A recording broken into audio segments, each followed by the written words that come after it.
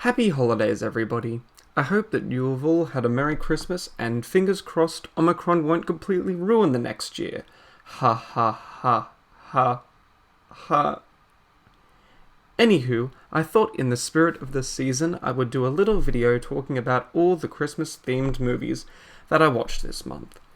I tried to pick a mix of films that I had already seen before, as well as others that I'd never seen, just to make the video a little bit more interesting. We have a fair amount of movies to go over, so let's just jump right in and get things rolling. Now, to talk about this movie, I should preface that I've only seen one other version of the Christmas Carol story, and that was the 2009 motion capture version with Jim Carrey. I saw it when it came out in theaters and have absolutely no memory of it, so please do not ask me whether it's good or not, I don't know. With all that said though, this movie is honestly pretty good. Considering how a lot of other kids-related media has done retellings of classic stories, usually leading to lackluster results, the fact that this movie manages to capture the essence of the original story while still being a Muppet movie is pretty damn amazing. The movie surprisingly takes itself pretty seriously and doesn't shy away from the darker elements of the story, but it still knows that it's a Muppet movie and still throws in some comedy and fun songs as well. Michael Caine does a pretty good job at playing Ebenezer Scrooge.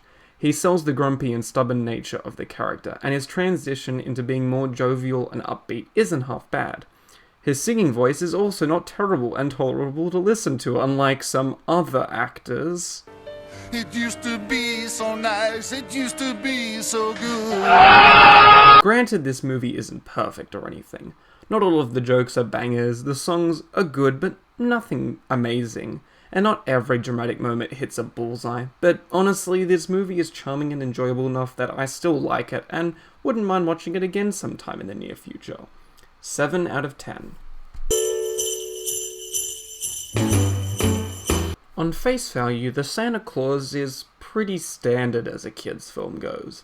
The plot is mostly pretty generic, the characters are okay, and it does have a fair amount of gimmicky moments. But honestly, despite a lot of these problems, I actually do like it. I grew up watching this one as a kid and hadn't seen it in a long time, and I have to say I surprisingly enjoyed it. I think it has an interesting setup with a regular everyday guy causing the death of Saint Nick and having to take on his job.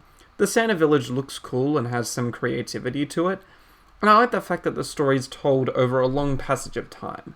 I mean, how many other kids' films have you seen that don't take place over more than a couple of days? It does give the film a more unique feel, and I like that. But at the center of the film is Tim Allen as the titular Santa Claus. He is what makes this movie. His cynicism and sense of humor allows for a lot of funny moments, and the way that he works off the other actors is entertaining to watch.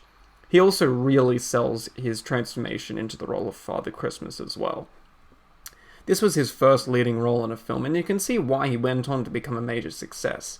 His charm and wit is so likable and makes for a very enjoyable performance. Like I said before, this film isn't going to win everyone over, but it speaks to my inner child in a way that makes me enjoy it despite a lot of its flaws. 6 out of 10.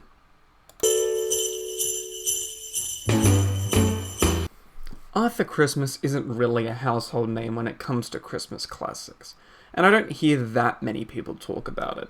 But this film is honestly an underrated gem that deserves a lot more love. It's creative, it's funny, the characters are all likable, the animation is great, and at the center of it is a simple yet charming story. The film goes into the lore of the Santa Claus myth, explaining how there are different generations with the next in line taking on the position. Each generation has a different opinion on how the job should be done. The oldest prefers the traditional methods of the past, while the youngest prefers the new methods of the present. What makes this film really work is that no one side is presented as being completely right or wrong. There isn't some big bad villain or annoying jerk who doesn't listen to anyone, and there also isn't some person who is completely perfect and always right in what they say. Both methods have their strengths and weaknesses, and the film comes to a resolution that is very fitting to the story and also provides a message that is relevant to both children and even adults. I won't talk too much more about the movie, as I think you should just go and check it out for yourself. It's currently on Netflix, so if you're feeling the post-Christmas blues, then this is definitely a film worth checking out. 8 out of 10. What can I say about this movie that hasn't been said by everyone else? This is one that I watched a lot as a kid. Hell, it was probably one of my favorite movies as a kid. And even to this day, it still holds a very special place in my heart. One of the things I love about it is that it really captures the essence of how kids talk and act. They swear, they get scared, they get angry, they can be a pain in the ass. But hey, that's how a lot of kids are. And a lot of this is due to the film having arguably one of the greatest screenwriters of all time, John Hughes. His talents really shine through and make this film feel surprisingly realistic in terms of how the characters interact with one another, and how they react to situations. For example, when Kevin first realizes he is home alone, he does what you would imagine most kids would do in that situation. He eats a lot of junk food, watches inappropriate movies, and accidentally breaks stuff in the house. But after a day or two, he realizes that there are responsibilities he has to uphold, like doing the groceries or washing his clothes, and all of that is presented in the film. Watching it again, I have also really come to appreciate the church scene, right before the third act. All it really is a simple conversation between Kevin and Marley about their families and how they feel about them, but something about it just screams Christmas to me. The choral music adds so much to the mood and atmosphere and allows for a really quiet scene where these characters, as well as the audience, are able to take in a breath before the slapstick and comedy that follows shortly after. In my opinion, it's the best scene of the entire movie. But yeah, this movie is terrific and truly deserves the honor of being a Christmas classic. 9 out of 10. A lot of people seem to make the complaint that this film is a complete waste of time, as it is essentially just a copy of the first film. The story is the same, some of the lines are the same, hell, even the message is literally the exact same as the first one. But I think this movie deserves a little bit more credit. Not a lot, but a teensy little bit. The main benefit of the movie is that it does at least have the same people working on it, including the director, actors, and writers. So even though it is basically a watered-down version of the first movie, it is a watered-down version with the same talented people behind it. If that's much better, but yeah. On top of that, there are a few alterations that I actually quite like. The New York setting is actually not half bad, leading to a few neat locations such as the Plaza Hotel and Duncan's Toy Shop. There are also some fun characters, exchanges, and conversations that are enjoyable. And yes, Tim Curry as the concierge at the hotel, who is honestly a lot of fun. The way that he takes everything so seriously and delivers his lines legit got a few laughs out of me, I'm not gonna lie. I love you. Out in front, sir. A limousine and a pizza. Have a lovely day. Like, seriously, how can you not laugh at that? I also like the fact that Harry and Marv try to be a bit smarter, as they already got outsmarted by the same kid once before, and so it leads to their comeuppance being a bit more funny as well. Yes, there are a lot of things that are kind of boring and dull, like I said, just repeats of the much better movie, but I think the few good things do go a long way to make for a sometimes enjoyable experience. 5 out of 10. How the Grinch Stole Christmas is one of those movies that a lot of people declare as their favorite Christmas movie. I know a ton of people personally that love this movie and say they watch it every year. It's an absolute classic, all that kind of stuff.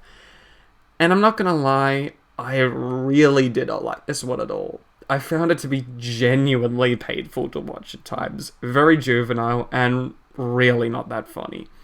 I will be fair in saying that it isn't completely awful, and that there are some decent things in it though. The overall set design, costuming, makeup, and hairstyling is very suits for sure. I also do like the idea of trying to expand upon the Cindy Lou character a bit, by building more of a connection between her and the Grinch. It also has the lines from the actual book, and the great Anthony Hopkins as the narrator, so I can't act like it completely misses the mark. But for me personally, I really did not get into Jim Carrey's portrayal of the character. When I think of the Grinch, I think of an old, grumpy man who takes great pleasure and joy in ruining Christmas. Someone who's very quiet and reserved in nature, but puts a nice big grin when he's being despicable and evil. But in the movie, he's played up as being, well, a character played by Jim Carrey. He's loud, annoying, and constantly jumping and prancing around everywhere. And while I think this type of performance works in some of his other movies, like The Mask, for example, I don't think it works here. On top of that, I really don't care for the way it expands upon the Grinch by giving him a reason to hate Christmas. I kind of like the fact that it is meant to be more of a mystery, but no, apparently some dumb love interest makes him like Christmas for a few days, and then he just goes back to hating Christmas again, like, okay, sure, I guess. There's a ton of other stuff that I don't care for, like how the hell does Cindy not recognize the Grinch when he comes in as Santa, especially since they already had several exchanges prior. There's also a lot of really childish humor, a lot of annoying camera work where it's all tilted or really close to the person's face, and it also just looked like someone rubbed a bunch of Vaseline on the lens before shooting. I don't know, it doesn't look that nice. If you want to see what I think is a much better version of the story, I highly recommend the original 1966 TV movie version by Chuck Jones. It's currently on YouTube and is less than a half hour long, and manages to tell the story very efficiently while still capturing the spirit of the holiday season. If you are one of those people who loves this movie, then that's awesome. I'm so glad that you can get something out of this movie and that it really speaks to you in a special way. As for me, though...